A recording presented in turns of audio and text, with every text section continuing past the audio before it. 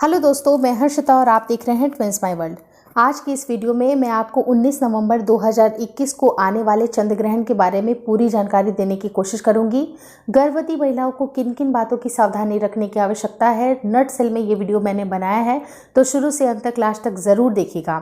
सबसे पहले बात करते हैं कि जब भी प्रेगनेंसी का वक्त आता है तो प्रेगनेंसी में डिलीवरी के बाद जो सबसे बड़ा डर होता है वो कहीं ना कहीं महिलाओं को ग्रहण से रिलेटेड होता है, चाहे वो सूर्य ग्रहण हो या चंद्र ग्रहण हो।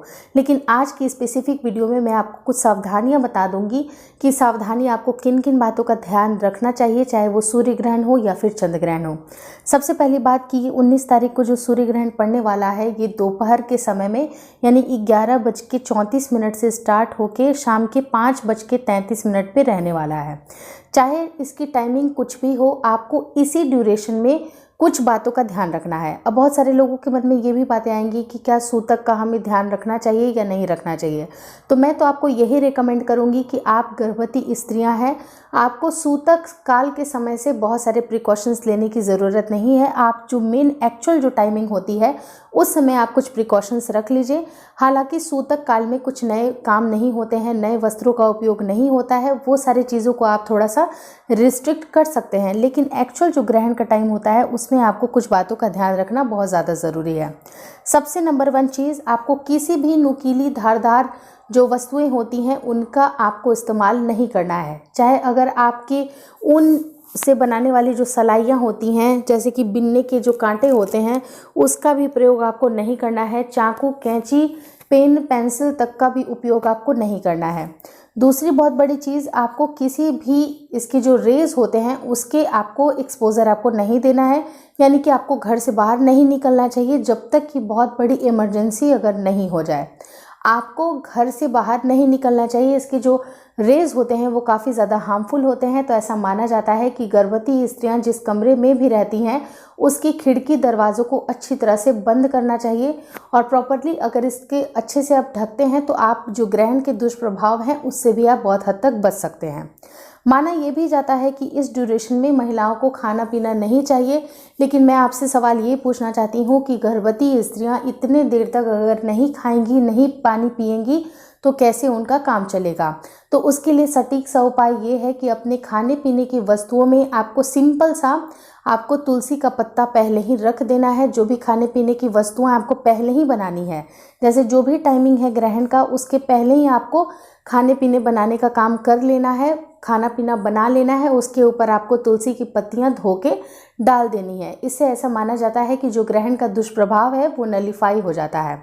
वहीं पर फोर्थ इंपॉर्टेंट पॉइंट कि बहुत सारे लोगों का ये भी कहना होता है कि आपको लेटना नहीं चाहिए, सोना नहीं चाहिए और ना ही आपको बैठना चाहिए। लेकिन आप अपने खुद के बुद्धि विवेक का इस्तेमाल करके ये बता दीजिए कि गर्भवती स्त्रियां इतने देर तक कैसे बिना बैठे बिना लेटे रह सकती हैं। तो इसका छोटा सा उपाय मैं आपको यही बताना चाहूँगी कि आपकी जितनी भी हाइट है उसके हिसाब से आपको ग्रहण काल स्टार्ट होने के पहले, जैसे जो भी टाइमिंग है उसके आधे घंटे पहले ही आपको अपने हाइट को नाप के एक सूत के सहारे से या धागे के सहारे से आपको नाप लेना है।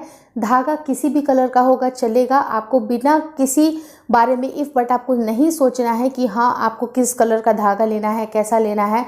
किसी भी तरह का आप धागा ले सकते हैं और उसको आप अपने दरवाजे की दूसरी तरफ, यानी कि आप दरवाजे पे भी लगा सकते हैं या दरवाजे के पीछे जो दीवार होती है उसको आप सेलो टेप की मदद से चिपका सकते हैं। अगर मान लीजिए कि एट द सेम टाइम आपको धागा नहीं अवेलेबल हो रहा है तो आपके घर में कुछ आपके ही हाइट के हिसाब से अगर कोई डंडा भी अवेलेबल हो तो उसको भी आप अपने बिहाफ पे उसे खड़ा कर सकते हैं। उसके बाद आप चाहे तो बैठ सकते हैं, लेट सकते हैं, कोई इश्यूज़ नहीं होती हैं। वहीं पर फिफ्थ क्वेश्चन ये भी मन में आता है कि क्या आप फ़ोन का इस्तेमाल कर सकते हैं। तो जी हाँ, आप फ़ोन का इस्तेमाल कर सकते हैं। फ़ोन का इस्तेमाल करना बहुत ज़्यादा अच्छा नहीं होता है, लेकिन अगर आपको ज़रूरी है, आपको ज़रूरत लग रही है तो आप इस्तेमाल कर सकते हैं, कोई भी रिस्ट्रिक्शन नहीं है। बहुत सारे लोगों का ये भी कहना होता है कि बाथरूम नहीं जा सकते हैं।